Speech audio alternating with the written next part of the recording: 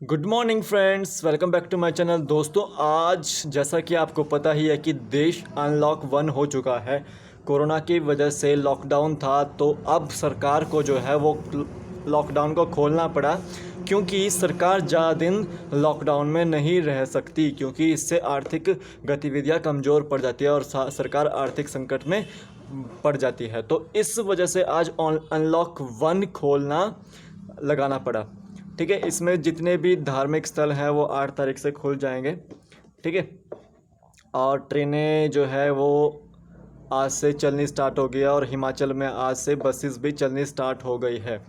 तो ऐसे में कोई ऑफिस अभी तक नहीं खुल पा रहा है, और अभी ऑफिस में भी खुलने स्टार्ट हो चुके हैं, और एग्ज़ाम्स की जो नोटिफिकेशन है वो भी आनी स्टार्ट हो चुकी है। जैसे कि आपको पता है कि एचपीएसएससी ने कुछ एग्ज़ाम्स को दोबारा से फिलअप करने के लिए आवेदन मांगे हैं, तो वो 5 जून तक लास्ट डेट है। तो इसी बीच एक और अपडेट आई थी कि एचपीपीएससी की जो डेट्स हैं एग्ज़ाम्स की, वो अभी मीटिंग होएगी, शायद 5 को मीटिंग होएगी, और शायद आज भी है एक मीटिंग। तो उसके बाद उनका एग्ज़ाम्स डेट का पता लगेगा, तो उसके बाद हम वीडियो को बनाएंगे। तो एक तरह से हम आज जो डिस्कस करेंगे वो एक एचपीटीजीटी के सिलेबस को रिवाइज़ किया है एचपीएसएससी ने।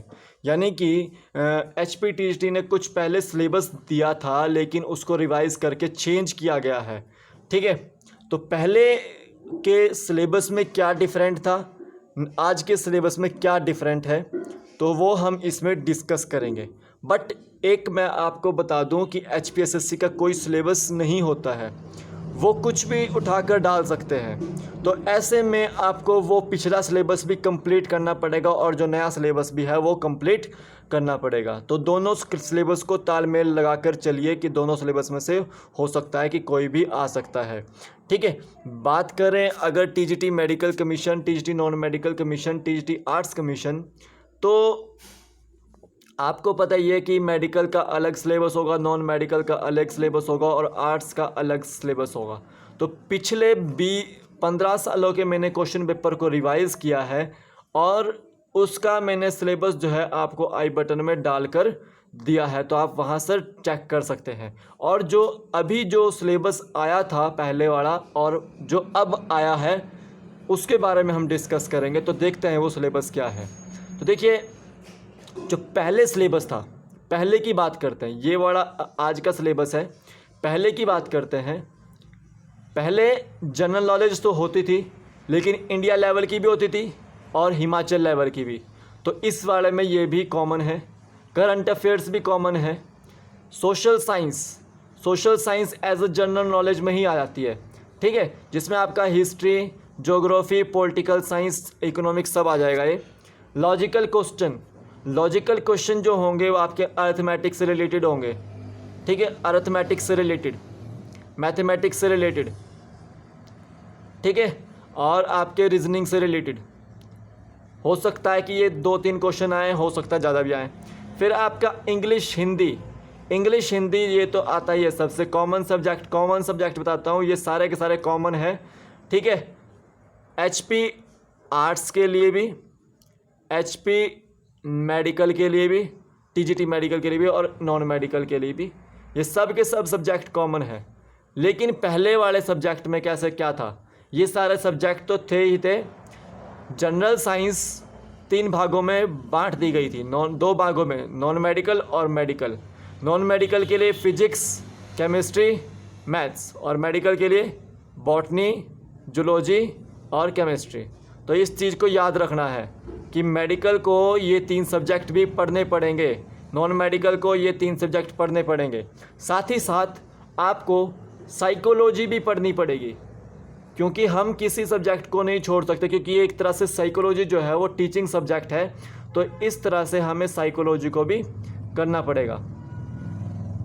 ठीक है, तो पिछला जो सिलेबस है वो मैंने आपको आई बटन में दिया है, वो आप वहाँ से देख सकते हैं, नहीं तो आपको डिस्क्रिप्शन बॉक्स में सारे लेक्चर्स मिल जाएंगे, आप वहाँ से उसको देख लीजिएगा। ठीक है, देखिए, आप मेडिकल के हों चाहे नॉन मेडिकल के हों, चाहे आर्ट्स के हों। आर्ट्स के लिए कॉमन है ये सारे सब्जेक्ट, वो यही पढ़े तो भी बहुत फ़ायदेमंद रहेगा, ठीक है। लेकिन मेडिकल को थोड़ा सा जाना पड़ेगा बॉटनी, जूलॉजी और केमिस्ट्री में, और नॉन मेडिकल को फिजिक्स, केमिस्ट्री और मैथमेटिक्स। क्योंकि पहले ऐसा था पैटर्न कि 170 क्वेश्चंस आते थे, ठीक है, उसमें से 120 क्वेश्चंस जो थे वो आपके सब्जेक्टिव आते थे और 50 क्वेश्चन जो है वो आते थे आपके जीके वगैरह के। लेकिन अब इन्होंने क्या कर दिया है कि 170 क्वेश्चंस में कुछ भी हो सकता है। 80 क्वेश्चन जीके के भी आ सकते हैं तो 80 क्वेश्चन जनरल साइंस के भी आ सकते हैं, तो 80 क्वेश्चन इंग्लिश के भी आ सकते हैं, या 80 क्वेश्चन हिंदी के भी आ सकते हैं, कुछ भी हो सकता है। तो अब उनका क्राइटेरिया जो है चेंज हो गया है, ठीक है। तो ये चीज़ याद रखें। तो जितने भी लेक्चर्स हैं मेरे, वो आपको डिस्क्रिप्शन बॉक्स के अंदर PDF वो मिल जाएगी, आपको सारे के सारे लेक्चर्स मिल जाएंगे। तो मेरे साथ मेरे चैनल पर बने रहें हमेशा, और मेरे चैनल को लाइक कर दीजिए, शेयर कर दीजिए और सब्सक्राइब कर दीजिए। और रात को 9 बजे डेली जो है एक नया वीडियो लेकर आता हूँ मैं, उसको देखना ना भूलिएगा।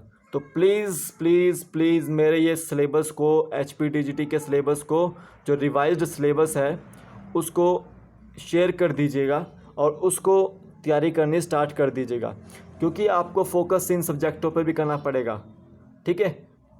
तीनों सब्जेक्ट से काम नहीं चलेगा, यानी कि नॉन मेडिकल और मेडिकल की ही बात कर रहा मैं। नॉन मेडिकल और मेडिकल को 3 सब्जेक्ट से काम नहीं चलेगा, ये सब्जेक्ट भी आपको करने पड़ेंगे, ठीक है। तो ये रिवाइज्ड सिलेबस है HPSSC का।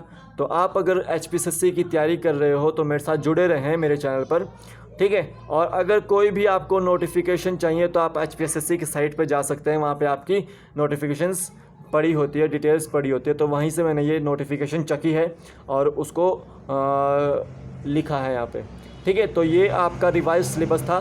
तो धन्यवाद दोस्तों, जय हिंद।